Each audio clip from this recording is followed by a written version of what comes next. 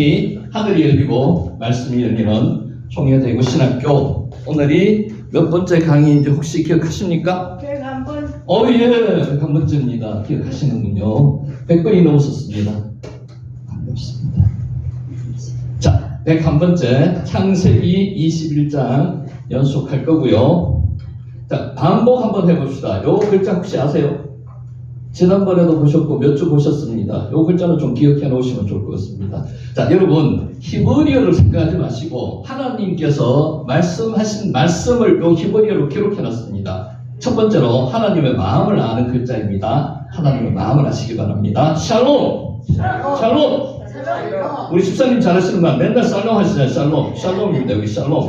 샬롬. 안녕하세요. 반갑습니다. 평안하십니까? 자, 요 글자 혹시 한번 했습니다. 제가 발음을 조금 잘못 가르쳐 드린 것 같아요. 흰는이라고 말씀을 드렸는데 실제 발음은 희는이라고 발음해야 됩니다. 희는이 한번 해보세요. 희는이. 자, 창세기 22장 1절 말씀. 그 일 후에 하나님이 아브라함을 시험하시려고 그를 부르시되 아브라함아 하시니 그가 이르되 희는이 했습니다. 희는이. 나를 보소서 이런 뜻입니다. 그래서 내가 여기 있나이다. 희는이. 자, 같이 한번 해보겠습니다. 희는이. 요거는 지난주에 한번 배웠던 글자입니다. 지난주에. 잘 모르시는 게 당연합니다. 너무 걱정하지 마세요. 샤아르라는 단어이고요. 남기다는 단어입니다. 뭐를 남겼다 그랬죠? 지난주에 혹시 기억하세요? 7,000명 남겼다고 말씀드렸죠? 7,000명. 그때 남기다가 샤아르입니다. 샤아르. 제가 읽겠습니다. 항상 열왕기상 19장 18절. 그러나 내가 이스라엘 가운데 7,000명을 남기리니 욥기가 남기리라는 뜻이 샤아르입니다. 다 바르게 무릎을 꿇지 아니하고 다 바르게 입 맞추지 아니한 자리라. 아멘. 자, 요 글자 하나 더 마지막하게 보겠습니다. 요 글자 모르셔도 상관없습니다. 따라하시기 바랍니다. 샤마 기억하시죠? 샤마. 그때가 쉐마입니다. 쉐마 이스라엘 할 때 쉐마라 그러죠. 실제 단어를 발음할 때는 샤마라고 발음합니다. 샤마. 순종하다는 뜻도 있습니다. 여러분 말씀 들으면 어떻게 해야 됩니까? 그냥 내버려 둬야 됩니까? 아니죠. 따라가야 순종해야 되죠. 듣다는 단어랑 순종하다는 단어랑 똑같습니다. 그래서 샤마, 순종하다는 뜻이 있습니다. 이는 아브라함이 내 말을 순종하고 내 명령과 내 계명과 내 율례와 내 법도를 지켰습니다 하시리라. 그래서 샤마. 자, 오늘은 이 말씀으로 시작하도록 한번 해보겠습니다. 자, 달란트 비유 여러분 잘 알고 계시죠? 어려서부터 교회 다니신 분은 많이 들었을 겁니다. 여기에 대한 간단하게 해석하는 것을 한번 비교해 보도록 하겠습니다. 달란트 비유의 오해와 진실. 전통적으로 달란트 비유는 성실한 제자도를 실천하려는 격려로 이해하는 경향이 있습니다. 달란트가 뭐죠?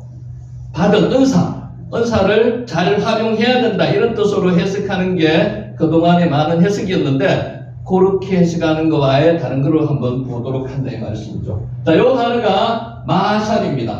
마샬은 비유입니다. 비유. 오늘 달란트 비유를 이야기하는 거죠. 그래서 달란트 마샬에 대해서 이야기를 합니다. 자, 심지어 결과와 성과를 높이 평가하는 자본주의 방식으로 이해하는 사람들도 있습니다. 어떻게 합니까? 부지런하게 받은 달란트를 잘 활용해서 많은 열매를 맺어야 된다 이런 식으로 해석을 해왔고 설교도 그렇게 많이 했었습니다. 선생님 그렇게 들으셨죠? 예. 뭐라고요? 이게 마샬입니다. 마샬. 비유. 마샬. 재산 증식의 재능이 있고 그런 기회가 있음에도 불구하고 그 모두를 사장시켜 버리고 오늘보다 더 나은 생활을 창조해 나가지 않으면 가지 못한다면 이것은 마치 한 달란트를 받아가지고 땅에 파묻어 두었다가 그 한 달란트 그대로 그 주인에 돌려주고 주인으로부터 심한 꾸지람과 추방당하는 벌을 받는 것과 다름없다라고 해석을 많이 했습니다. 그동안에. 그렇게 요리 해석하는 거는 사회적인 어떤 분위기나 정황상 이렇게 해석해 줄 수도 있습니다. 근데 실제 의미는 여기 아니라는 것을 다시 한번 말씀을 드리려고 오늘 이 제목을 가져왔습니다. 자, 마샬, 요게 비유입니다. 비유. 오스본은 달란트는 성도들이 받은 모든 자원을 상징한다고 하면서 이런 의견이 요사한 의견입니다. 우리는 주인이 아니라 관리인이라고 했습니다. 우리가 받은 것을 소홀히 하고 낭비하거나 남용한다면 우리는 반역하는 백성이며 벌을 받아 마땅하다고도 하였습니다. 마샬, 지금 비유에 대해서 이야기하고 있습니다. 정말 그럴까요? 라고 묻습니다. 선생님도 그렇게 들으셨죠? 그렇게 들으셨죠? 달란트 비유가 만행 성경에서 그렇게 해석을 했습니다. 설교도 그렇게 하고. 자, 마샬. 예수님께서 이 비유를 말씀하실 때 원래 의도는 무엇일지 오늘 한번 생각해 보자는 겁니다. 우리가 성경을 읽을 때 제일 먼저 고려해야 할 것은 처음 독자에게 어떻게 읽혔는가 혹은 본문의 처음 의미는 무엇인가를 고려해야 합니다. 지난번부터 계속 말씀드리는 게 하나 있습니다. 청중이 누구인가? 청중이 누구인가? 꺼도 되고 안 꺼도 됩니다. 켜도 됩니다. 예, 됐습니다. 마샬, 비유입니다. 성경에 쓰여진 시대와 무려 2000년 이상 떨어진 본문을 오늘 우리의 상황으로 끌고 와서 바로 해석하는 것은 맞지 않다는 거죠. 그 당시, 그 시점에서 해석해야 된다는 거죠. 잘못될 가능성이 매우 크다는 것입니다. 마샬, 비유에 대해서 이야기하고 있습니다. 결론부터 말하자면 이 달란트 비유는 읽는 독자층이 바뀔 때마다 의미가 바뀌고 적용점이 바뀌었습니다. 그렇게 됩니다. 한번 살펴볼게요. 마샬.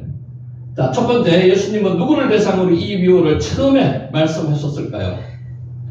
자, 바클레이는 이 비유는 한 달란트 받은 불충한 종에게 관심이 집중되었으면 의심의 여지가 없다고 했습니다. 한 달란트가 얼마쯤 될까요? 집사님? 금액으로. 현재 가치로 따져서 영국에서 한 12억 정도, 10억 정도 굉장히 큽니다. 달란트가, 한 달란트가. 그러니까 이 사람이 적은 걸 받은 게 아니에요. 억 단위를 받았습니다. 억 단위를. 굉장히 많은 돈을 받았어요. 마샬, 비유에 대해서 이야기합니다. 그렇다면 한 달란트 받은 종은 누구를 가리킬까요? 여러분에게 한번 스스로 묻고 한번 답을 해보십시오. 요아킴 예레미야스는 이 사람은 유대 종교 지도자, 특히 서기관들을 지칭한다고 하였습니다. 종교 지도자들. 마샬, 비유입니다. 유대 전통에 따르면 주인, 왕이라고도 합니다. 주인은 이스라엘의 하나님을 나타내고요. 종들은 이스라엘 또는 이스라엘의 지도자들이나 예언자들을 나타낸다고 합니다. 보통 그렇게 통상 해석을 합니다. 유대 율법에서 하나님과 이스라엘과의 관계는 어떤 관계요? 종과 주인의 관계. 이렇게 설명을 합니다. 또한 오랜 부재 후에 돌아오는 주인과 종의 개념, 이런 개념을 해석을 한다는 거죠. 마샬에 대해서 설명하고 있습니다. 지금 달란트 마샬. 자, 시온으로 돌아오시는 여호와의 모습과 정확히 일치합니다. 그리고 주인이, 왕이 돌아와서 신실하지 못한 종을 심판하는 것도 구약에서 강조하는 사상입니다. 재림, 다시 오실 때 심판한다는 거죠. 여러분, 심판만 하십니까? 심판만 하시는 게 아니고 믿는 자들에게는 구원하시는 거고요. 믿지 않는 자들을 심판하시는 겁니다. 자, 마샬. 아모스 선지자는 이렇게 말했습니다. 화 있을진저 여호와의 날을 사모하는 자여, 너희가 어찌하여 여호와의 날을 사모하느냐? 그날은 어둠이요 빛이 아니라 그때는 심판일 수도 있다는 말입니다. 말씀대로 사는 사람들은 심판이 아니고 구원이고요. 안 사는 사람들은 심판이라는 겁니다. 아모스서 5장 18절 말씀입니다.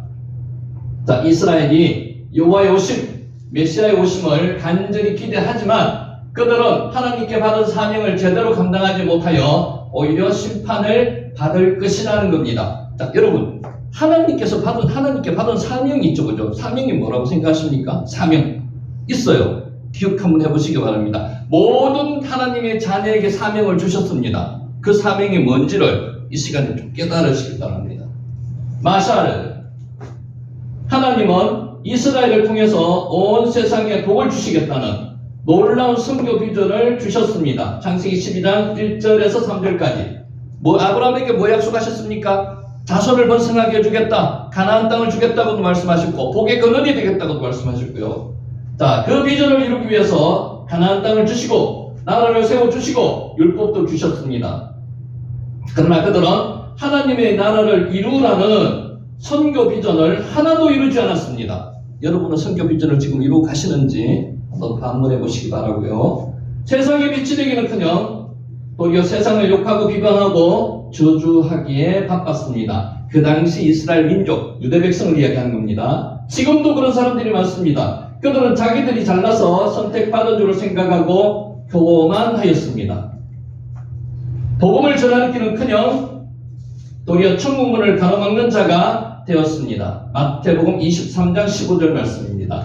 그들은 하나님께 받은 말씀과 비전을 모두 땅에 파묻었습니다. 그러니까 지금 사명에 대해서 한번 생각해 보시죠. 뭐가 사명인지, 뭐가 달란트인지. 자, 페토는 하나님께 받은 사명을 자기들이 만들어 놓은 전통과 규정들 밑에 묻어버린 서기관들이라고 했고요. 거린이라는 분은 이 비유의 직접적인 목적은 하나님의 계시의 부활을 맡아 가지고 있으면서도 세상으로부터 감춰놓고 이제는 그것을 몰수당하는 유대인들을 드러내기 위한 것이라고 했습니다. 지금 이 설명해 가는 과정입니다. 이 사람들의 의견입니다. 마샬, 비유입니다. 예수님은 하나님께 받은 사명을 제대로 감당하지 못하고 그것을 율법과 규정과 전통 속에 꽁꽁 숨겨놓은 이스라엘을 향한 임박한 심판을 선포하셨습니다. 예수님은 이제 옛 이스라엘이 아니라 새로운 이스라엘이 나와서 하나님 나라 비전을 성실하게 감당할 것을 말씀하셨습니다. 예수님의 달란트 비유는 분명히 누구에게? 유대의 종교 지도자, 곧 이스라엘을 향하고 있습니다.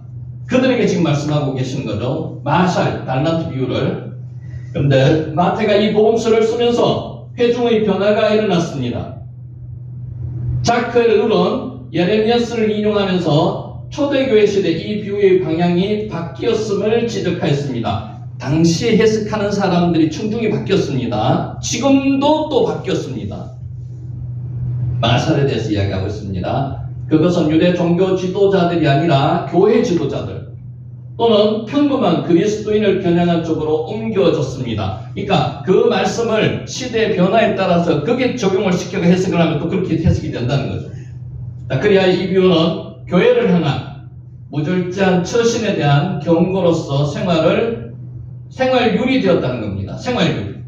마샬. 빗슬리 먹이는 달란트 비유는 예수님의 메시지를 반대하는 자가 아니라 오히려 그 말씀을 받아들인 사람을 향한 것이라고 하였습니다. 믿는 사람들에 대한 것입니다. 이 비유는 하나님의 백성에게 세상의 소금과 빛이 되라는 도전으로 해석을 했습니다. 여기 흰 글자 좀 잘 보이죠? 이게 마샬입니다. 마샬.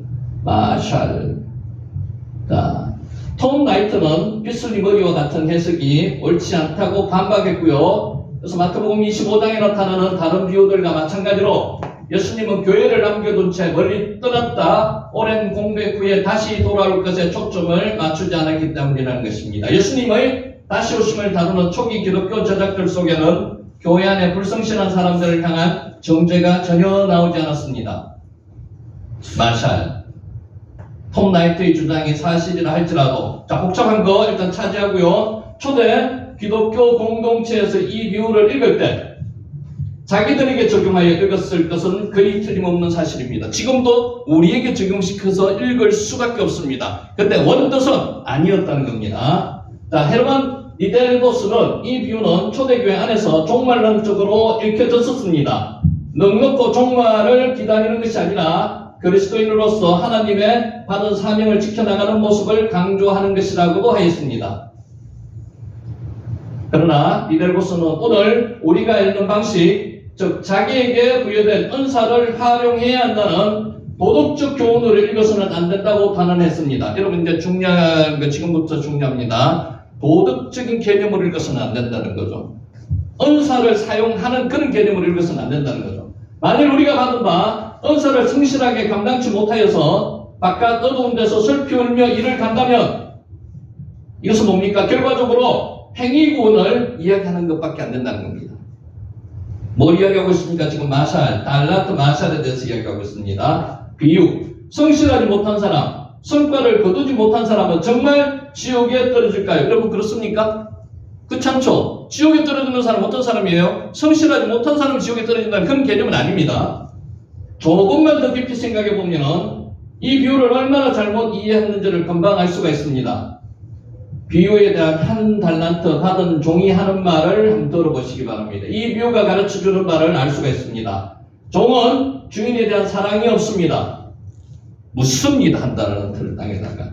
주인이 그에게 엄청난 돈, 여기 나옵니다. 한 달란트는 대략 6,000데나리온. 그래서 매일 일을 한다는 그런 개념은 아니고요. 쉬는 날도 있고 하면은 6,000데나리온. 6,000데나리온의 일용 노동자의 20년간 수입을 한 푼도 쓰지 않고 모은 돈을 맡겼지만 그는 감사하지 않았습니다. 그대로 묻었습니다. 그는 오직 자신에게만 관심이 있었으며 결과적으로 그가 추구하는 것은 섬김이 아니라 자기의 안전이었습니다. 위험을 감수하지 않는다는 거죠. 땅에 묻었습니다. 그래서 이게 6,000데나리온이 10만 원만 계산하더라도 6억입니다. 그래서 한 데나리온이 한 달란트가 엄청나게 많은 돈이라는 거죠. 6억에서 10억 정도 됩니다. 자, 마샬. 자, 달란트 비유에 등장하는 주인은 카트가 말하는 것처럼 부유한 엘리트의 관점을 채택하여서 종들의 재산 축적을 칭찬하고 그 최대에 도전하는 종에게 심판하는 그런 분은 아니라는 거죠. 언사 사용 그런 생활률적인 부분은 아닙니다. 이 종의 가장 큰 실수는 게으름이나 불성실이 아니라고 주인에 대한 잘못된 생각이라는 겁니다. 마태복음을 전체적으로 살펴보면 종들에게 맡겨진 재물은 뭐라고요? 복음입니다. 복음. 복음. 사명은 복음입니다. 복음. 그는 하나님께 받은 사명과 비전과 말씀을 모두 왜곡했습니다. 하나님의 복을 세상에 나누기보다는 땅속에 파묻는 자요, 하나님의 진리를 자신들의 종교 전통과 율법으로 바꾸는 자입니다. 이러한 자들은 하나님의 나라에 합당치 않다는 겁니다. 결과적으로 진리를 마비시키는 자라는 겁니다. 오늘날에도 하나님의 말씀과 하나님 나라의 비전을 종교 전통과 교회 규칙으로 마비시키려는 행태가 종종 눈에 띕니다. 그래서 우리가 지금의 현상에서 현 시점에서 해석하는 것도 나쁘지는 않지만 원래 의미를 되새겨야 된다는 겁니다. 달란트 비유는 은사를 성실히 사용하여 성과를 만들어내자는 자본주의적 해석 방식은 옳지 않습니다. 이해하시겠죠? 우리는 달란트 비유를 통해서 종교 지도자들을 향한 예수님의 엄중한 책망과 또 임박한 종말에서 하나님 나라를 실현하는 삶을 살고자 가르쳤던 초대교회 가르침을 되새겨 보아야 할 필요가 있다는 것입니다. 자, 정리합니다. 달란트 비유에 등장하는 주인은 종들의 재산 축적을 칭찬하고 그 체제에 도전하는 종을 심판하는 그런 분이 아닙니다. 이 종의 가장 큰 실수는 게으름이나 불명예가 아니라 주인에 대한 잘못된 생각입니다. 종들에게 맡겨진 재물은 뭐라고요? 복음입니다. 복음. 그는 하나님께 받은 사명과 비전과 말씀을 모두 왜곡했다는 것입니다. 하나님 나라의 복을 세상에 나누지 않고 땅에 파묻었습니다. 하나님의 진리를 종교적 전통과 율법으로 바꾼 자입니다. 결과적으로 진리를 마비시키는 자였습니다. 여러분도 마찬가지입니다. 이런 종이 되어서는 안 된다는 겁니다. 오늘날 하나님의 말씀과 하나님 나라의 비전을 숨기거나 마비시키지 말고 복음을 널리 전파하는 삶이 되시기를 예수님의 이름으로 축복하면서 오늘 강의를 시작합니다. 아멘. 자, 마지막으로 요 글자가 뭡니까? 마샬. 이건 뭐라고요? 비유입니다. 비유. 자, 지난주에 했는 거 간단하게 복습하고 넘어갑니다. 오늘 처음 오셨더라도 한번 그냥 들어보시기 바랍니다. 우리 그냥 했는 거니까. 빨리 넘어갈게요. 자, 8절. 아이가 자라매 젖을 떼고 이삭이 젖을 떼는 날에 아브라함이 큰 잔치를 베풀었답니다. 자, 젖을 떼는 날이 언제? 이스라엘이 유대인이 젖을 뗄 때는 언제라고 이야기 드렸죠? 3, 4세 정도에 젖을 뗍니다. 우리나라보다 조금 더 길게 젖을 뗍니다. 어머니가 그때까지 보호한다는 거죠. 젖을 먹이면서. 까말, 젖을 떼다는 뜻이었고요. 미시테가 뭐라고요? 연회, 잔치, 미시테. 자, 9절. 사라가 먼저 아브라함의 아들 애굽 여인 하갈의 아들이 이삭을 놀리는지라. 여기서 주의해야 될 절. 지금 이스마엘에 대한 이름을 감추려고 애써 노력합니다. 애굽 여인 하갈의 아들 이스마엘이죠. 이스마엘이 이름을 언급 안 합니다. 앞으로는 언급을 안 하려고 암묵적인 그런 암시를 주는 겁니다. 자, 우리 요절 중요하다고 그랬습니다. 9절. 사라가 본적 아브라함의 아들 애굽 여인 하갈의 아들이, 여기도 마찬가지죠. 애굽 여인 하갈의 아들이 이스마엘인데 이름을 이야기 안 합니다. 이삭을 놀리는지라. 이 놀린다는 단어가 중요하다고 말씀드렸습니다. 차크, 웃다는 뜻도 있습니다. 아브라함이 하나님께서 자식이 있을 것이라고 이야기하니까 웃었습니다. 사라도 웃었습니다. 그때 차크를 썼습니다. 그리고 놀다는 뜻도 있습니다. 놀다는 뜻으로 해석했는 성경도 있습니다. 플레이, RSV나 NRSV는 놀다는 뜻으로 해석을 했습니다. 근데 우리 성경이나 킹 제임스나 NIV에서는 놀리는지라, 놀린다고 해석을 했습니다. 이 놀리는 게 그냥 놀리는 게 아니고요. 성적 학대까지 생각을 하는 그런 놀림으로 해석을 해야 된다는 거죠. 그러니까 지금 상속자가 누굽니까? 상속자가 이삭이 되는 거예요. 그러면 이스마엘 입장에서는 상속이 이삭이 되니까 안타깝죠? 안 줘야 되는 그런 마음이 안 생기겠습니까? 자기가 해야 되겠다는 마음이 생기죠. 지금 나이 차이를 비교해 보세요. 이스마엘은 17, 8세, 이삭은 3, 4세. 그러니까 실제로 논다는 의미보다 놀리는 어떻게 놀리겠어요? 그러니까 성적인 학대까지 하는 그런 놀림, 자손을 낳게 못하는 그런 학대까지 생각하는 그런 의미라고 지난번에 말씀을 드렸습니다. 자, 여기 차크입니다. 놀리다, 놀다, 웃다, 놀다, 놀리다. 요게 성경에서 끼얹다는 단어로 쓰는 게 창세기 26장 8절, 그리고 희롱하다는 단어로 쓰는 게 창세기 39장 17절. 그러니까 의미 자체가 히브리어는 문장 안에 문맥에 따라서 해석이 돼야 된다는 거죠. 그러니까 복잡하게 생각하지 마세요. 복잡하지 않습니다. 미치, 애굽인이라는 뜻이고요. 자, 그것도 중요합니다. 10절. 그가 아브라함에게 이르되 이 여종과 그 아들을 내쫓으라. 이 종의 아들은 내 아들 이삭과 함께 기업을 넣지 못하리라. 여기서 내쫓으라는 단어가 까라시입니다. 까라시는 그냥 단순하게 내쫓다는 그런 의미도 포함하지만 이것보다 더 큰 의미는 완전히 법적인 의미 자체, 인연 자체를 끊는다는 겁니다. 이혼하다는 뜻입니다. 이혼하다. 그러니까 아들을 내쫓는 데에서 그치지 말고 완전히 인연을 끊으라는 겁니다. 그게 까라시입니다. 까라시, 추방하다는 뜻도 있고요. 이혼하다는 뜻도 있습니다. 11절. 아브라함이 그의 아들로 말미암아 그 일이 매우 근심이 되었더니, 근심이 되죠. 근심이 안 되겠습니까? 자기 피부치인데, 자기 혈육으로 태어난 첫 번째 아들이 이스마엘인데 지금 17, 8세가 되었습니다. 그때까지 온갖 정성을 기울여서 키웠고요. 정도 들었을 겁니다. 어떻게 내쫓겠습니까? 여러분 같으면 쉽게 내쫓겠습니까? 그 일이 매우 근심이 되었죠. 근데 이 번역에서 그 일이 매우 근심이 되었다 이렇게 번역을 했지만은 실제로 와 예라 핫다바르 메오드 베네, 그 눈 안에 아브라함의 눈에, 즉 아브라함의 보기에 떨리는 일 혹은 나쁜 징조를 알리는 일이 되었다. 이걸 쉽게 이야기하면은 그 일이 아브라함의 눈에 심하게 악이 되었다는 겁니다. 아브라함의 눈 안에. 누구 눈 안에요? 아브라함의 눈 안에. 그래서 원문을 읽는 거는 실제로 의미 자체를 좀 더 하나님의 마음을 좀 더 상세히 자세히 파악하고자 하는 그런 뜻에서 읽는 거지, 이 자체가 복잡하다고 생각하시면 접근하지 못합니다. 복잡하다고 생각하지 마세요. 첫 번째 우리가 공부하는 이유는요, 히브리어 원문을 통해서 하나님의 마음을 알자는 겁니다. 두 번째, 그 마음을 좀 더 알고자 하면 본인이 공부를 열심히 하면 돼요. 그래서 그 마음을 알자는 일차치지만 일단은 간직하셔도 됩니다. 자, 야라, 근심하다는 뜻이고요. 라아, 두 가지 뜻으로 근심하다는 의미도 있고요. 라아, 악하게 되는 의미도 있다고 말씀을 드렸고요. 12절, 하나님이 아브라함에게 이르시되 내 아이나 내 여종으로 말미암아 근심하지 말고 사라가 내게 이런 말을 다 들으라. 이삭에게서 나는 자라야 내 씨라 부를 것입니다. 한글로 번역을 했는 것은 그렇지 않다면은 이삭에게서 나는 자라야 내 씨라 부를 것입니다. 이 앞에 왜냐하면 이런 뜻도 있습니다. 직역을 한번 했습니다. 왜냐하면 너에게 속한 씨는 이삭 안에 있다는 거죠. 그래서 이삭을 통해서 자손이 나오는 그게 너에게 속한 씨라는 겁니다. 제라는 중요한 게 예수 그리스도를 의미할 때는 복수로 쓰이지 않습니다. 단수로 씁니다. 성경에서는 제라 씨, 카라가 부르다는 뜻이고요.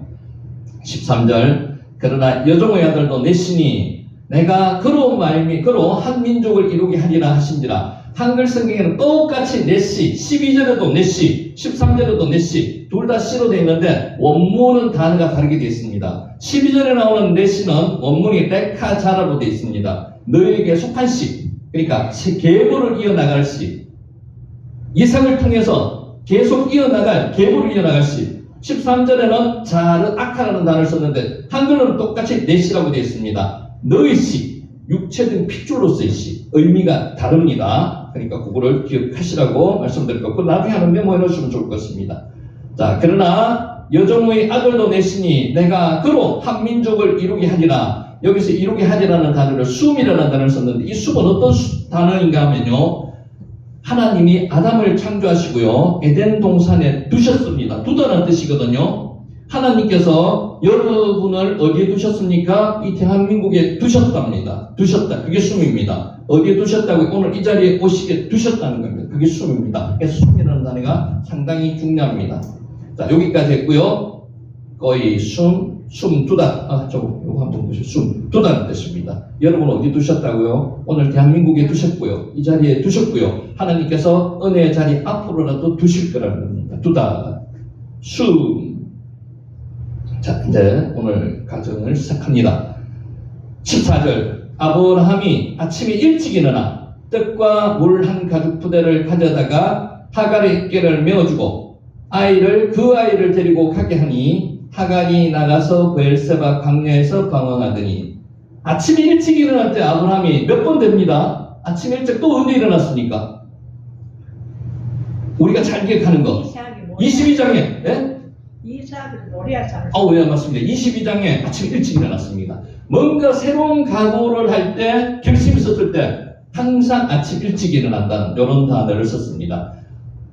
야시켐, 아침에 일찍 일어나다. 아침이라는 게 바보케르, 이 보케르가 새벽입니다. 새벽. 아침에 일찍 일어난다는 것보다 실제는 새벽 일찍 일어나는 겁니다. 야시켐, 바보케르, 아침, 새벽이라고 둘 다 해석이 되는데 실제로는 새벽이라고 해석하는 게 더 의미가 맞습니다. 보케르, 일찍 일어나다에 해당하는 강조형입니다. 샤카, 일찍 일어나다는 뜻입니다. 그래서 직역하면 이렇습니다. 그러자 그는 새벽 일찍 일어났다는 뜻입니다. 새벽 일찍. 자, 아브라함은 바로 앞절에서 하나님으로부터 이스마엘의 장래에 대한 약속을 받았습니다. 큰 한 민족을 이루게 하리라는 약속을 받았습니다. 그래서 근심이 들어졌죠. 바로 그 다음날 아침 일찍 일어났습니다. 하나님께서는 일을 행하시기 전에 미리 알려주시고 보여주십니다. 아브라함에게 특히 더 그러셨습니다. 다음날 아침 일찍이 하나님의 뜻을 쫓아서 혼자 행했는 게 아니고요. 하나님의 뜻을 쫓아서 하갈과 이스마엘을 내어보냈습니다. 이런 아브라함은 신속한 순종이 뭐라 그랬죠? 샤마, 듣다는 게 순종이라 그랬죠. 샤마가 순종입니다. 듣다는 의미도 있고요. 샤마. 자, 외아들 이삭을 요구하시는 하나님의 말씀에 순종하기 위하여 다음날 아침 일찍 일어나는 그의 모습에서 22장 3절, 아까 교사님 말씀하셨듯이 모리아산으로 자기 아들 이삭을 바치러 갈 때 아침 일찍 일어났습니다. 한 번 더 확인해 볼 수가 있다는 거죠. 여러분, 여기 재미있는 표현이 하나 있습니다. 하갈의 어깨에 메어주고 그 아이를 데리고 가게 하니 하갈이 나가서 브엘세바 광야에서 방황하더니. 여기서 뭔가 의미를 하나 여러분 발견한 게 있습니까? 이스마엘의 이름이 안 나옵니다. 나올 만도 하잖아요, 그죠? 하갈의 아들을 이렇게 이야기합니다. 그 아이를 이야기합니다. 그 아이가 누구예요? 이스마엘입니다. 이스마엘의 이름을 이야기합니다. 아까처럼 사라가 뭐라 그랬습니까? 쫓아내라, 카라시, 추방하라고 이야기했죠. 그때부터 마음이 결단을 했는 것으로 저는 생각을 합니다. 카라시, 이제 정을 완전히 끊는 거예요. 완전히 결별하는 상태, 법적으로 이혼 상태, 끝내는 상태. 그래서 아들이 이런 이야기 안 하는 것처럼 저는 그렇게 해석이 됩니다. 여러분 어떻게 생각하는지 한번 생각해 보세요. 아들이 이런 이야기를 합니다. 보케르, 이게 뭐죠? 새벽, 아침. 보케르, 샤카, 중요한 단어입니다. 일찍 일어나다. 오늘 여러분 여기 나오시기 위해서 일찍 일어나셨습니까? 예, 맞죠? 일찍 일어나셔서 오늘 정시에 오셨잖아요. 샤캄, 그게 일찍 일어나다. 샤캄. 일찍 일어나다. 자, 그 아이를 데리고 갔습니다. 요게 한글 번역하고 실제 원문하고 조금 차이가 있습니다. 의미를 여러분 한번 느껴보시기 바랍니다. 데리고 가게 하니 와예 샬레 헤하. 샬라가 보내다는 뜻입니다. 모두 샬라흐, 모두 샬라를 머투 샬라흐 이렇게도 해석을 합니다. 그게 뭔가 하면 무투가 죽다는 뜻이거든요. 샬라가 보내다는 뜻입니다. 죽음을 보낸다는 뜻입니다. 그러면 모두 샬라가 죽으면 종말이 온다는 그런 뜻으로 지난번에 한번 해석했죠. 그게 샬라흐입니다. 샬라흐. 보내다는 뜻이거든요. 여기는 한글 해석으로는 그냥 데리고 가게 하니 이렇게 했습니다. 그런데 실제로는 야예 샬라헤야. 이게 무슨 뜻인가 하면요. 그리고 그는 그녀를 내보냈다는 겁니다. 의미 차이가 있죠. 원문하고 실제 번역하고 차이가 있습니다. 여기 주가 누굽니까? 데리고 가게 하니. 그녀가 데리고 갔습니다. 데리고 가게 하니. 아브라함이 그녀를 데리고 가게 하겠다는 겁니다. 사역이죠. 근데 실제로는 그는 그녀를 내보냈습니다. 차이가 있습니다. 그러니까 원문으로 보시면서 나름대로 실제 의미를 더 잘 파악을 할 수 있다는 거죠. 샬라흐는 사명을 주어 보내다는 뜻입니다. 내가 사명을 주어 보내다는 뜻입니다. 사명을 주었다는 거예요. 그냥 내보내는 게 아니고 데리고 가게 하니라는 의미보다는요. 아브라함이 그녀에게 사명을 주어 내보낸다는 거예요. 그 의미 자체가 좀 차이가 있습니다. 아포스텔로 사명을 주어 내보낸다는 거예요. 자, 본문을 통해서 아브라함이 하갈과 이스마엘을 내보내는 심정은 이루 말할 수 없이 아팠을 겁니다. 그러나 그 아픔을 누가 치유해 주셨습니까? 하나님께서 이미 말씀으로 치유해 주셨습니다. 그래서 그냥 그 아들을 내쫓는 의미가 아니고요. 아브라함은 어떤 표현을 썼습니까? 데리고 가게 하니보다는 그리고 그는 그녀를 사명을 주어 내보냈다는 거죠. 차이가 있죠.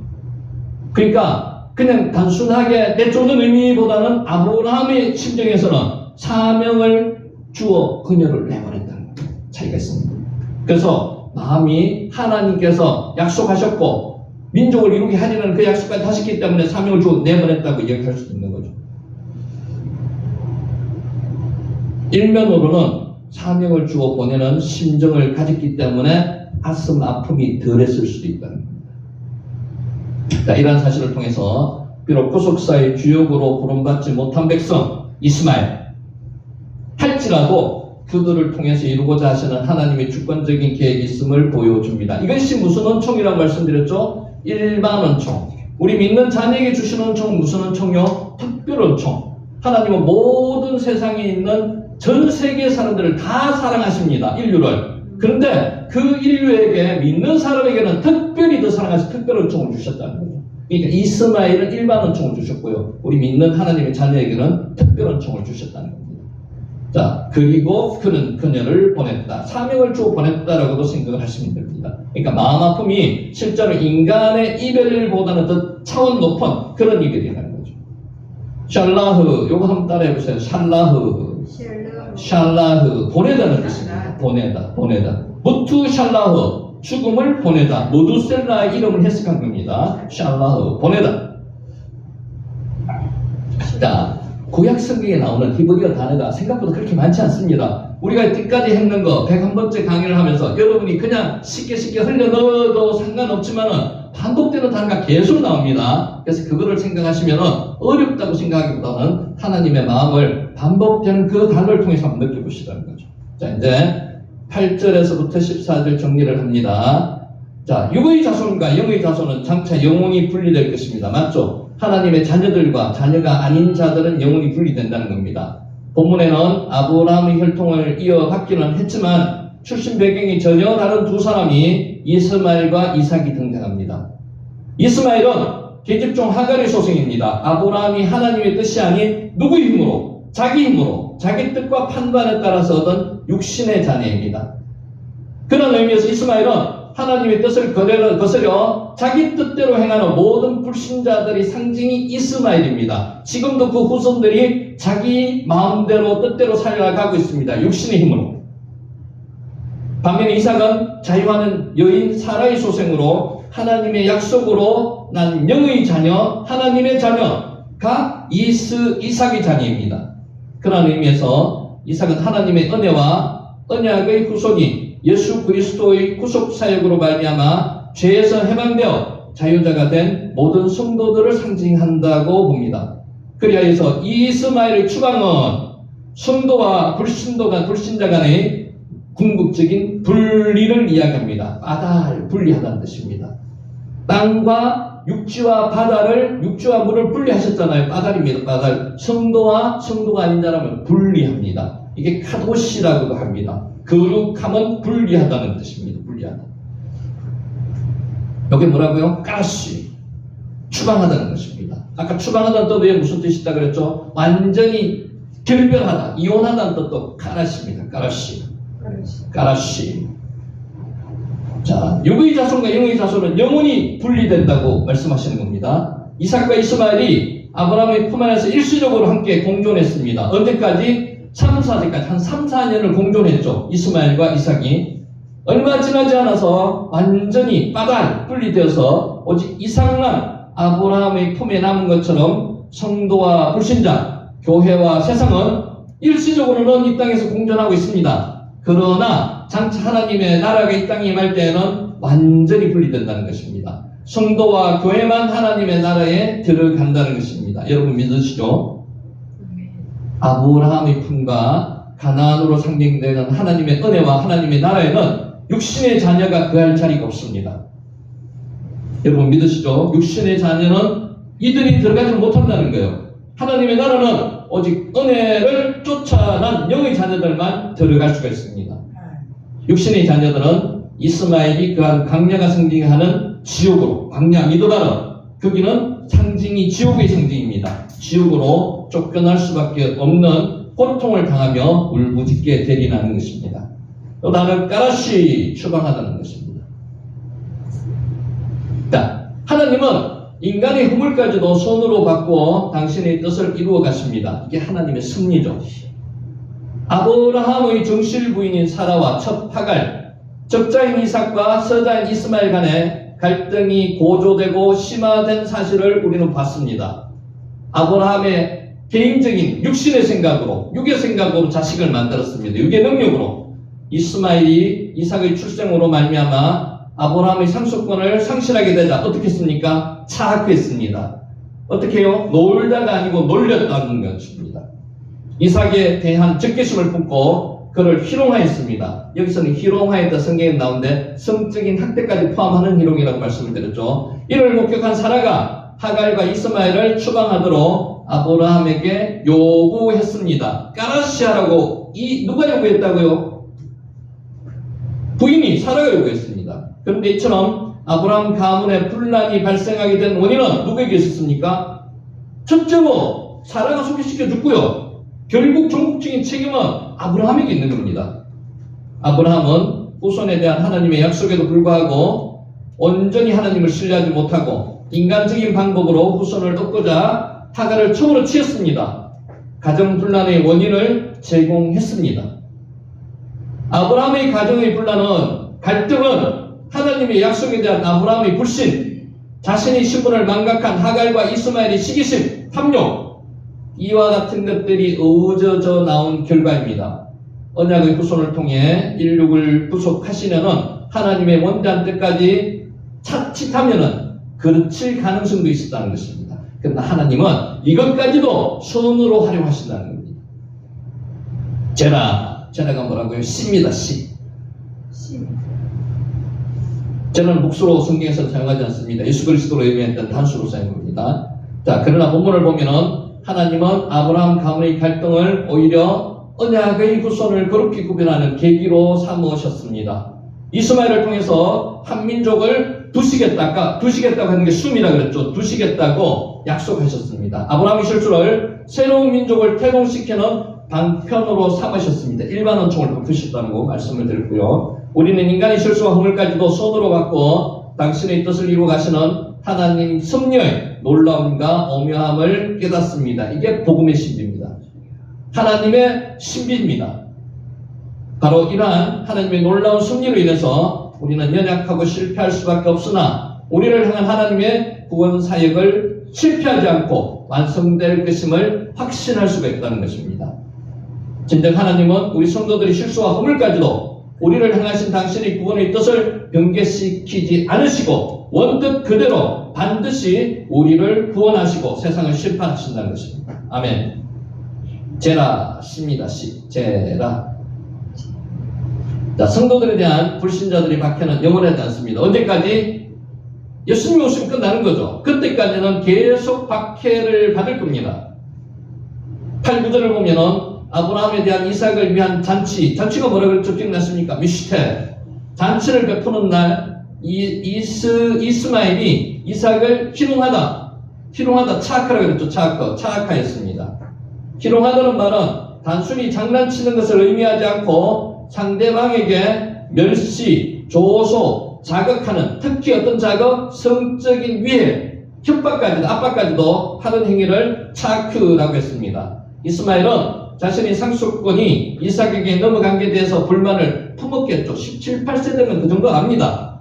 이삭을 계획적으로 박해하고 학대하고 위해했습니다. 이처럼 이스마엘로 상징되는 육신의 자녀들, 불신자들은 이삭으로 상징되는 영의 자녀들, 우리들, 성도들, 구원과 하나님 나라의 상속을 시기하여서 성도들을 박해합니다. 지금도 그렇게 하고 있지 않습니까? 그런 의미에서 세상에서 성도들이 불신자들로부터 박해를 받는 것은 당연한 거라고 생각하시면 됩니다. 피할 수 없는 현실입니다. 차크, 놀리다, 놀다, 희롱하다. 자, 이삭에 대한 이스마엘의 박해는 계속되지는 않는다는 거죠. 끝이 있다는 겁니다. 이삭을 박해한 이스마엘은 아브라함에 의해서 광야로 쫓겨났습니다. 까라시 쫓겨나다는 거죠. 그와 같이 성도들에 대한 불신자들의 박해는 영원히 계속되지 않습니다. 주님이 이 땅에 다시 오시는 날 불신자들은 주님으로부터 뭘 받는다고요? 심판을 받고요. 우리는 구원을 받는다는 겁니다. 성도들은. 자, 성도들은 영광의 하나님 나라를 기업으로 영원히 상속받는 기쁨을 누리게 된다는 것입니다. 우리는 세상에서 박해를 당하거나 그러나 낙심해서는 안 된다는 겁니다. 당연하다고 생각하셔야 됩니다. 우리는 세상에서 박해를 당하나 낙심하지 마시기 바랍니다. 실망하지 마시기 바랍니다. 다시 오실 주님은 우리의 고통과 슬픔을 영광과 기쁨으로 바꾸어 주실 것입니다. 아멘. 차크 한번 해봅시다. 차크 놀다, 놀리다, 웃다, 희롱하다 여러 가지 뜻이 있습니다. 문장 안에 들어가서 문맥을 파악하셔야 되고요. 이삭의 이름이 뭐라 그랬는지 혹시 기억하십니까? 이삭. 그 앞에도 이츠하고 이차크입니다. 이츠하크가 이삭입니다. 이삭 이름이 웃음입니다. 웃음. 이차크. 자, 하나님의 뜻보다 앞선 인간적인 노력은 고통만 가져다 준다는 겁니다. 아브라함의 육신적인 노력의 결과 이스마엘이 태어나는 것은 고통만 가져준다는 겁니다. 아브라함은 그의 아내와 적자와 서자 사이의 갈등이 노골화되자 마음이 심히 근심하게 되었습니다. 근심하죠. 여러분 같으면 어떻겠습니까? 이처럼 아브라함이 근심하게 된 근본적인 원인이 뭡니까? 하나님의 뜻보다 자신의 뜻을 앞세웠기 때문입니다. 인간적인 생각으로 자식을 만들었기 때문에 거기서부터 고통이 시작된다는 겁니다. 아브라함은 하나님의 약속을 철저히 신뢰하지 못했습니다. 인간적인 노력으로 하나님의 약속을 이루고자 첩을 취했습니다. 자신의 생각으로 하나님의 약속을 이룬다고 생각했습니다. 내 몸에서 태어날 자가 내 씨가 되리라고 했거든요. 그 내 몸이 부부는 일심동체인 것을 아브라함은 생각 못했습니다. 사라를 통해서 태어나는 씨가 내 씨가 될 것이라는 걸 생각 못했다는 겁니다. 하나님의 뜻을 떠난 인간적인 노력은 그것이 아무리 선한이라 할지라도 좋은 결과를 맺지 못하고 근심과 고통과 걱정거리가 된다는 것입니다. 하나님의 뜻을 떠나서 자기 뜻대로 행하는 일은 이미 선한 일이 아닙니다. 그러니까 샤마 말씀을 들으면 들은 대로 순종해야 된다는 겁니다. 최선을 오직 인생과 역사의 주관자이신 하나님의 뜻에 순종하면 샤마 그럴 때 선한 결과를 얻을 수 있는 겁니다. 그런데 성도 여러분, 여러분의 뜻과 생각은 결코 하나님의 뜻과 생각보다 앞세우지 마시기 바랍니다. 여러분의 생각대로 하시면은 이스마엘이 태어납니다. 하나님의 말씀에 순종하면은 이삭이 태어난다는 거죠. 여러분의 뜻과 의지를 겸손하게 하나님의 뜻과 의지에 복종시키시고 순종시키셔야 됩니다. 그래서 오늘 단어 중요한 게 샤마입니다. 들으신 대로 샤마 들으라 이스라엘아 할 때 샤마죠, 그죠? 샤마 하는 거 그대로 샤마 순종하시기 바랍니다. 아멘. 차크가 뭐라고요? 놀리다, 놀다, 웃다.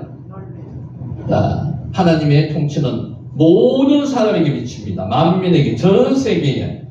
자, 하나님께서는 아브라함에게 이스마엘도 한 민족을 이루리라고 여기는 숨이라고 아까 말씀드렸죠. 한 민족을 이루어 두겠다는 겁니다.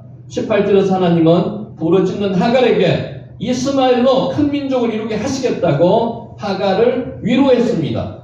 아브라함도 위로를 했죠. 그래서 근심걱정을 들고 내보낼 수 있었다는 겁니다. 사명을 따라서 보내는 것처럼 했다는 겁니다. 약속대로 하나님은 이스마엘로 큰 민족을 이루게 하셨습니다.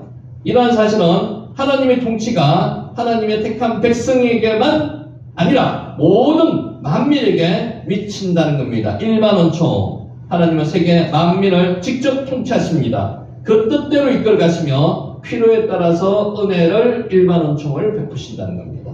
아멘. 꼬이 민족입니다. 자, 택한 백성과 불신자에 대한 하나님의 통치가 동일할 수는 없습니다. 마찬가지로 적자와 선자를 하나님 구분하시는 거죠. 하나님의 택한 백성에 대해서는 특별한 은총과 섭리로 인도하시고요, 보호하시고요. 그러나 하나님은 불신자에 대해서는 또 일반적인 은총과 섭리로 다스리시며 크게도 하시고 번성케도 하신다는 거죠. 그래서 이 세상에 속한 일 가운데 하나님의 통치에서 벗어난 일은 아무것도 없습니다. 하나님께서 인간 역사의 진정한 주인이십니다. 명백히 이것으로 통해서 하나님이 나타내고 계시는 거죠. 그러므로 우리는 역사를 통해서 하나님의 뜻을 발견하기에 힘써야 합니다. 하나님께서 만민의 진정한 통치자와 주권자 되심을 아는 것은 물론 역사의 주인이신 하나님의 뜻을 순종하는 삶을 살아야 한다는 것입니다. 아멘. 아멘. 꼬이 민족입니다. 민족. 자, 14절 하기 전에 10분간만 쉬었다가 둘째 시간 들어가도록 하겠습니다. 잠시 쉬도록 하겠습니다. 멋있습니다.